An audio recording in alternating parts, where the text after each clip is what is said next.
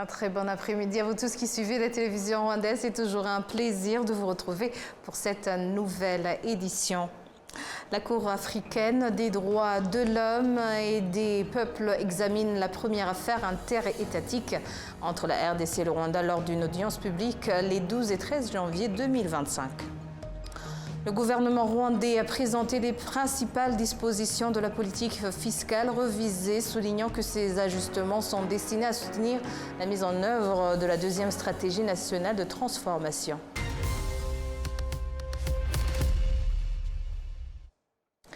Bienvenue. La Cour africaine des droits de l'homme et des peuples examine la première affaire interétatique entre la RDC et le Rwanda lors d'une audience publiée les 12 et 13 février 2025. Un résumé du premier jour par notre collègue Emmanuel Munyarukumbuzi depuis Arusha en Tanzanie.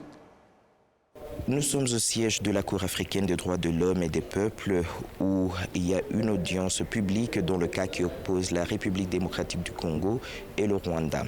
La République démocratique du Congo allègue que le Rwanda aurait violé son intégrité territoriale.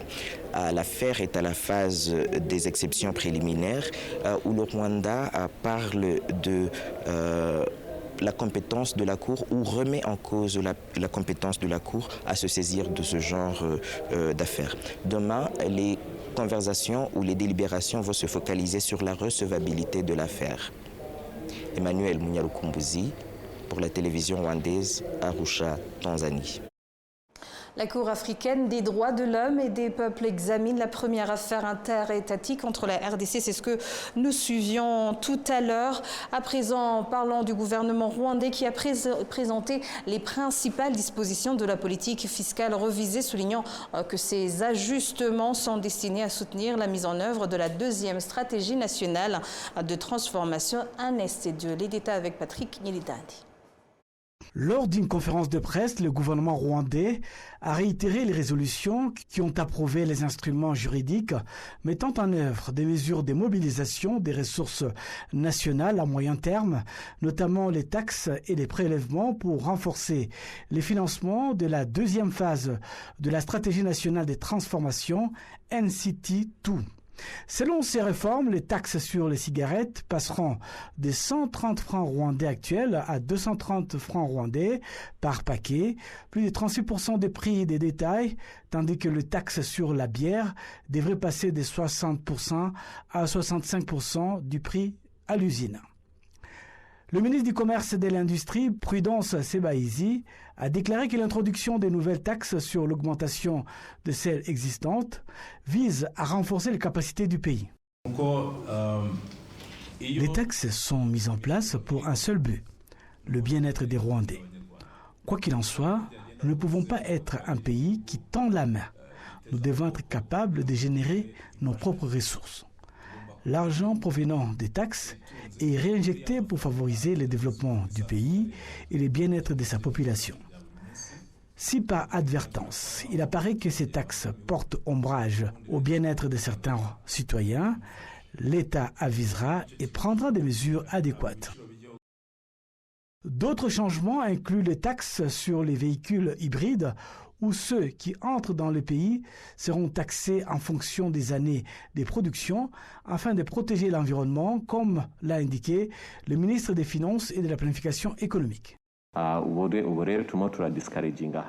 Nous sommes en train de vérifier la conformité de certains véhicules hybrides très âgés qui sont importés. Les taxes pour les nouvelles voitures hybrides seront de 5%. Des véhicules de ce type âgés de 4 à 5 ans, les taxes seront de 15%. Nous voulons encourager les gens à importer de nouveaux véhicules hybrides avec des batteries encore neuves.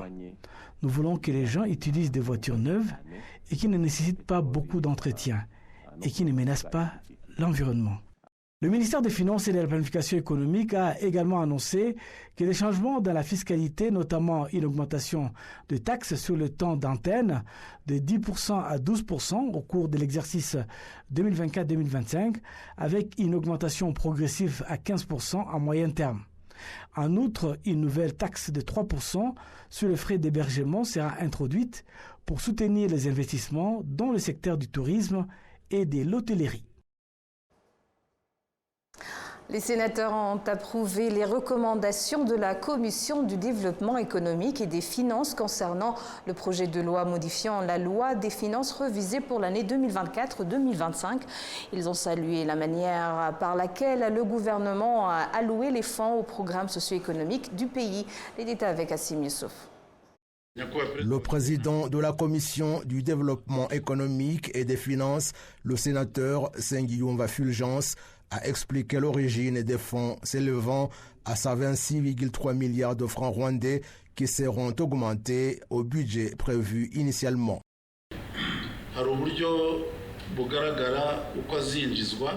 Il y a une procédure claire qui montre comment ces fonds seront récoltés à partir des impôts et taxes qui seront augmentés de 28,4 milliards.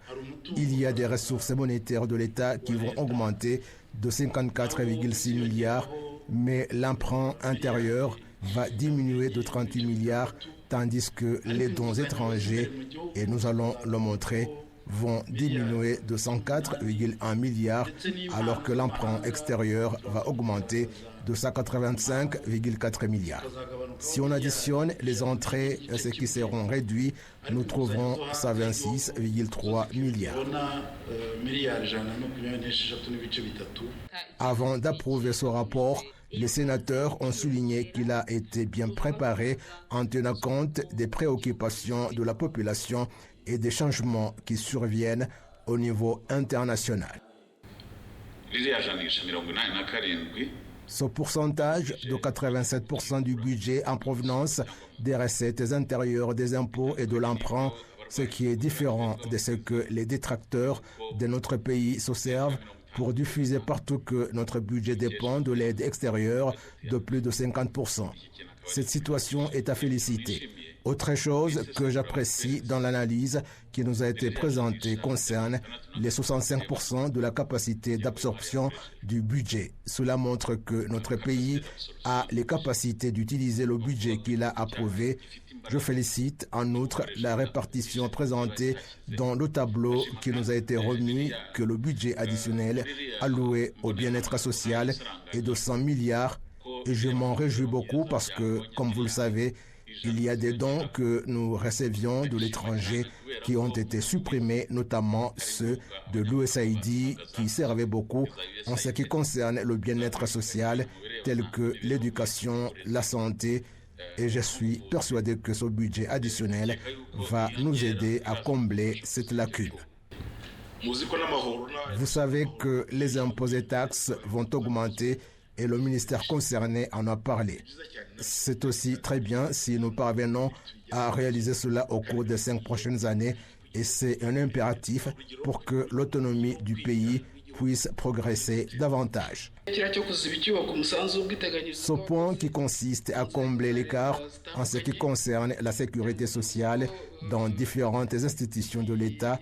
Et vous savez qu'après la sortie de ce communiqué, les employés se sont demandé si le salaire sera majoré pour qu'ils puissent cotiser à la sécurité sociale.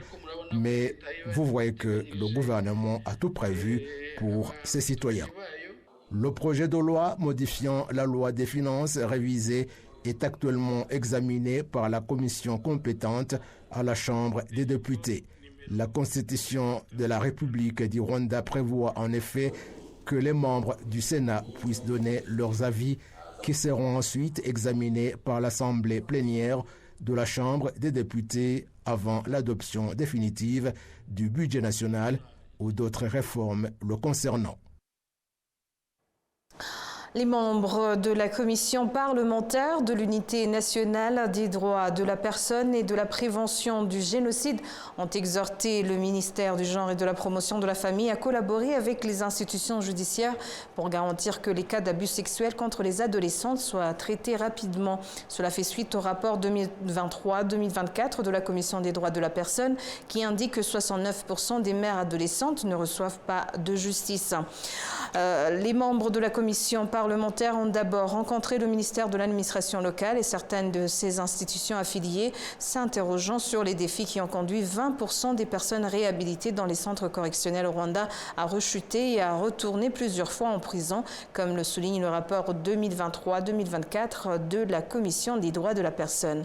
Le ministre de l'administration locale, Dr Patrice Mugenzi, a déclaré qu'il travaillait sur une solution durable pour résoudre définitivement ce problème.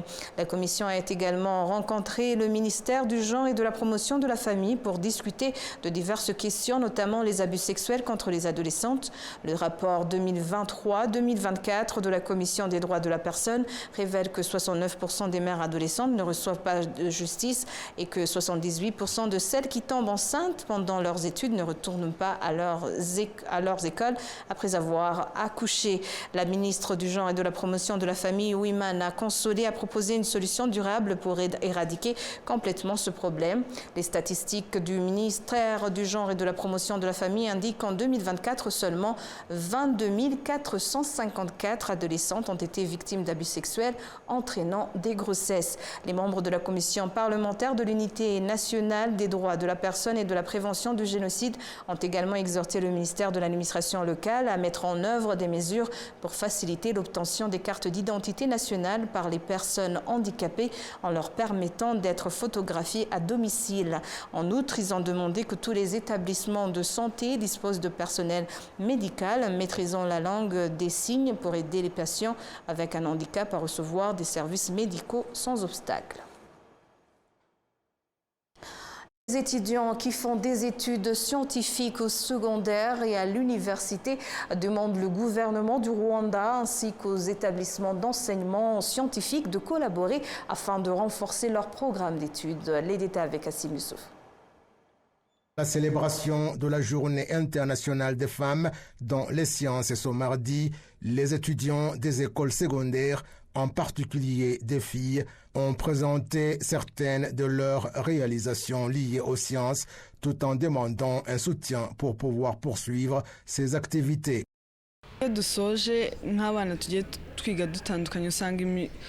Lorsqu'on termine l'école secondaire, il y a le fait que nos familles n'aient pas les mêmes moyens et on trouve alors des enfants qui n'ont pas l'opportunité de poursuivre les études au niveau supérieur.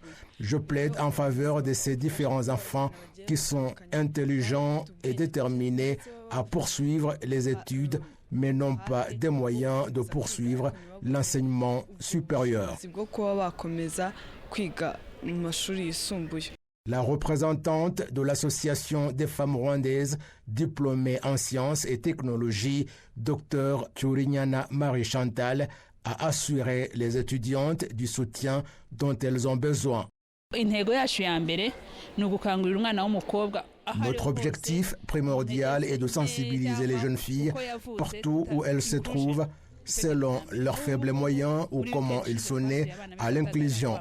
Par exemple, le week-end dernier, nous avons rendu visite aux enfants de Gatagara à Rwamagana en situation de déficience visuelle pour parler avec elles des mathématiques.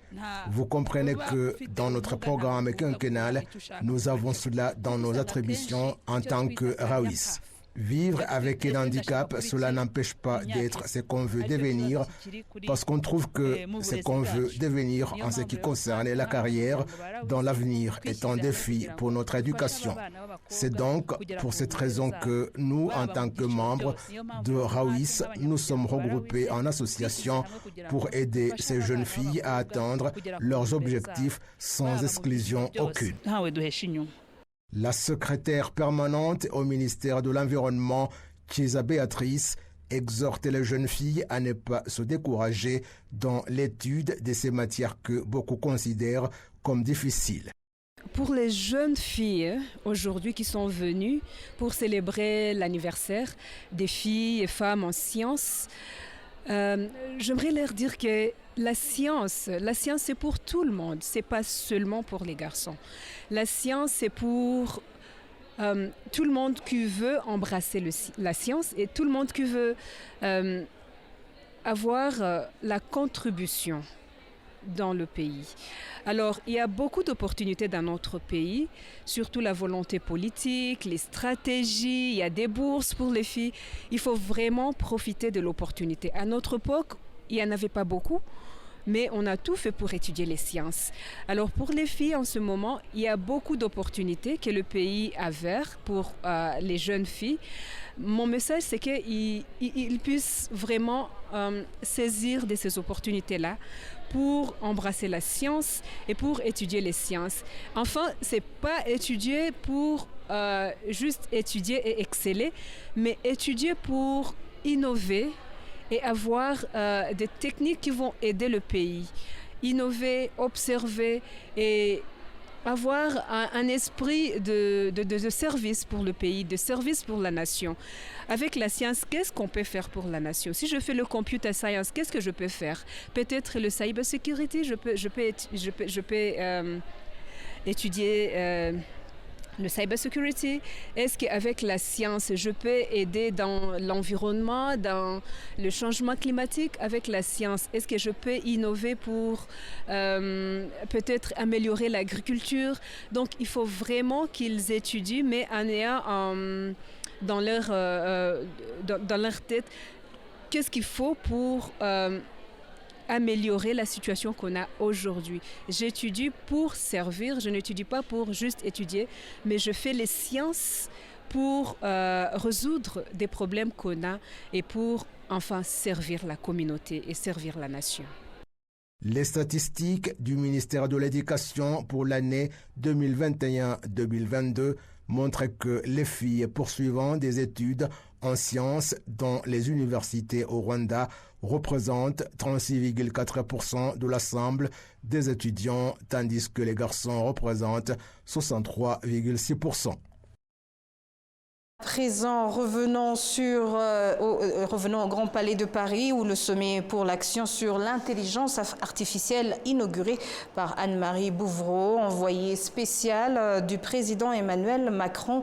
Pour en parler davantage, nous sommes joints sur place avec Amandine Dikoumassao. Bonjour Amandine. Bonjour Michel. Amandine, est-ce que tu nous écoutes? Oui, je te reçois très bien. Comment ça va? Je crois qu'il y a un petit problème technique. Je te reçois, Michel. Amandine, est-ce que tu nous écoutes? Oui, je te reçois. Bonjour. Alors, revenons sur le sommet pour l'action sur l'intelligence. Elle se focalise sur quoi cette année? Quel est le thème? Le sommet international donc, pour l'action sur l'intelligence artificielle était organisé à Paris et co-présidé par la France et l'Inde. Donc pour le thème, il s'agissait d'échanges sur les grandes actions communes à mettre en œuvre en matière de l'IA, donc intelligence artificielle. Et autour de 60 pays ont signé donc mardi un partenariat global pour une intelligence artificielle ouverte et éthique. Alors Amandine, est-ce la première fois pour le Rwanda de participer à ce sommet? Si oui, quels sont les points à retenir selon la ministre de la Technologie et de l'Innovation? En fait, c'est un sommet qui se tient donc pour la toute première fois en France sur l'IA. Avant, il y avait la Corée qui en avait organisé, et puis ce sera au tour d'un autre pays. Et puisque donc maintenant, par contre, moi, parce que je suis sur place, je peux dire quelques points à retenir. Parmi les points de discussion, il y avait les enfants, il y avait l'inclusivité en termes de langue, la sécurité, le développement durable, pour n'en citer que peu. Et Michel, l'IA a des risques, c'est clair. Mais ce qui a rassemblé plus de 80 chefs d'État et de représentants de gouvernement avec tous ces acteurs de la tech et de l'IA qui étaient ici, donc c'était comment en faire usage au quotidien, comment se l'approprier, puisqu'au final, si on ne s'adapte pas, c'est en fait le début du danger, l'ignorance et la peur de l'IA, tout ça. Donc pour expliquer aux gens ce que c'est et comment en faire usage à travers des solutions présentées par des propriétaires de différentes startups. Alors justement, aujourd'hui, en parlant de l'intelligence artificielle, des fois elle se présente comme une opportunité majeure pour le développement du numérique et c'est aussi un outil de développement durable. Quels sont les enjeux si cette innovation n'est pas utilisée à bon escient? Tout d'abord, il y a la peur, comme je disais, la frustration. Et ici, je parle par rapport aux parents qui sont les premiers, vu que les enfants maîtrisent plus la tech ou l'IA. Et donc, il y avait des discussions. Bien sûr, ces acteurs, par ailleurs, donc des acteurs venus de plus de 100 pays, issus de gouvernements. Donc, eux, il y avait aussi d'entreprises privées, de partenaires. Ils ont décidé d'agir ensemble pour l'intelligence artificielle. Donc, ils ont annoncé plus d'une centaine d'actions et d'engagements concrets en faveur d'une intelligence artificielle de confiance, accessible à tous et pour lutter contre les risques, mais aussi pour savoir comment en faire usage pour que ça aide toutes les personnes, toutes les catégories et pour que ça puisse aider dans le développement durable. Alors pour terminer, Amandine, toi qui se trouve en ce moment même sur Paris, l'intelligence artificielle en Europe, en Afrique, elle n'est pas utilisée, je dirais, au même niveau, même si nous faisons recours tous à l'intelligence artificielle. Quels seraient les conseils pour pouvoir justement naviguer avec cette innovation, mais sans pour autant être emporté 100% par l'intelligence artificielle?